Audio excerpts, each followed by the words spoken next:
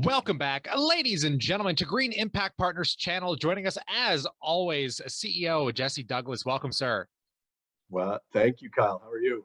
Living the dream, like I mentioned. Hopefully, you're holding up. I'm doing well. Doing well. Yeah. That's great to hear. So, as I mentioned last month, you kind of discussed your natural gas projects, but today I want to kind of broaden that scope and kind of just expand because you guys are really kind of a natural energy focused company. And considering you got exposure to the US and Canada with all these renewable credits and carbon emission tax credits, is this something that you guys are able to lean into? Is this something you're taking advantage of already?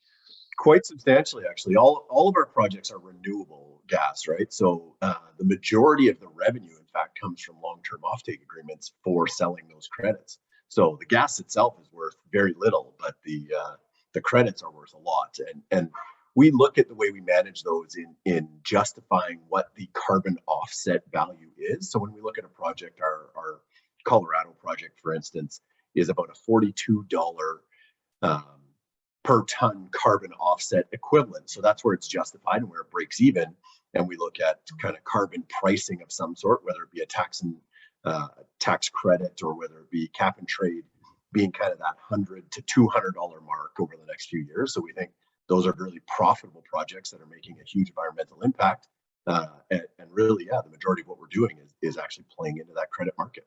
Yeah, that's pretty incredible because I know that that's a huge factor, especially coming into the next coming years for a lot of natural energy, obviously EV companies and things of that nature. So, kind of just shifting over a little bit with this pandemic, how are you guys finding? I know you've obviously kind of had to deal with it. We're kind of getting to this hopefully the light at the end of the tunnel moment. But what has it impacted the most on your business? And then how do you kind of see it moving forward as we get to the other side of this, and we'll just loosen up some hopefully cash flow for you guys? I think certainly there was a massive effect, right? When early on we didn't know what risks were and we were having massive complete shutdowns of things, we shut down some facilities completely. So um, shutting them down takes revenue to zero. It's so that was quite significant. And then we saw kind of the startup recovery and costs that have happened there. So there was significant restart costs in some of those facilities. And now finally, as we move to the final quarter of the year, they're all up and running, they're producing and they're servicing clients. And on top of that, I think even if we hadn't shut down certain facilities, when you're taking waste and you're managing that and people stop moving, we stop creating waste, right? I think the biggest environmental impact we've probably ever had was shutting down for COVID. No, when nobody moves, nobody creates nobody creates waste and carbon dioxide. So and that affected us. But we're super happy about where we're at now, and we're really hopeful that we're moving through the final waves of this, and that we're going to see people not getting sick anymore, and that we can keep everything open and produce the way we intended to.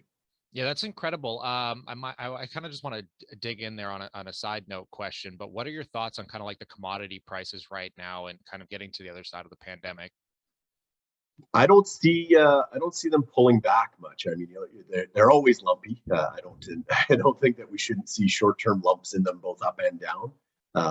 But I think we've underestimated the growing demands for energy the world has, and I think that this push to get out of fossil fuels maybe is a bit premature and is going to drive costs up a lot.